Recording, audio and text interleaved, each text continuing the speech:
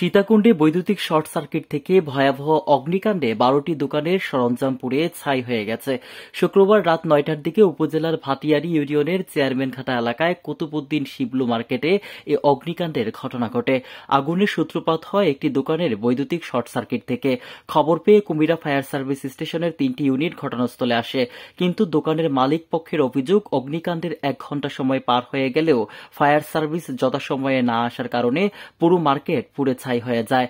এতে প্রায় ৫ কোটি টাকার ক্ষয়ক্ষতি হয়েছে বলে জানান ব্যবসায়ীরা। স্থানীয়রা জানান, রাত ৯টার দিকে উপজেলার চেয়ারম্যানঘাটা এলাকার মহাসড়ক সংলগ্ন কামাল মার্কেটের একটি দোকানে বিদ্যুতের শর্ট সার্কিট থেকে আগুনের সূত্রপাত ঘটে। এতে মুহূর্তেই চারদিকে আগুন ছড়িয়ে পড়ে। এতে শিবলু মার্কেট সহ আশপাশের ১২টি দোকান পুড়ে ছাই হয়ে যায়। পুরাতন জাহাজ সংশ্লিষ্ট দোকান হওয়ায় অধিকাংশ দোকানে গ্যাস ও অক্সিজেন সিলিন্ডার ভর্তি বোতল থাকার কারণে আগুন জ্বালার সময় সিলিন্ডারের বিস্ফোরণের ঘটনাও ঘটে।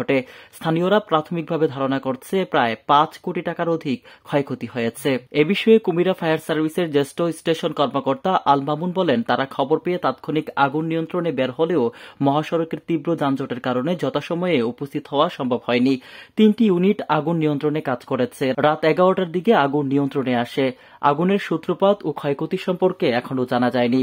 যতটুকু ক্ষয়ক্ষতি হয়েছে এটা যাতে প্রশাসনের জন্য আমি সরকারের কাছে আবেদন জানাচ্ছি, বিশেষ করে আমার সওদাগরদেরকে যাতে সরকার এই কিছুটা সহযোগিতা করে। আমরা খুব ক্ষতিগ্রস্ত হয়েছি, আর এলাকাবাসী আমাদের যথেষ্ট সাহায্য সহযোগিতা করছে, ওই জন্য ওনাদেরকে আমি আন্তরিকভাবে ধন্যবাদ জানাচ্ছি।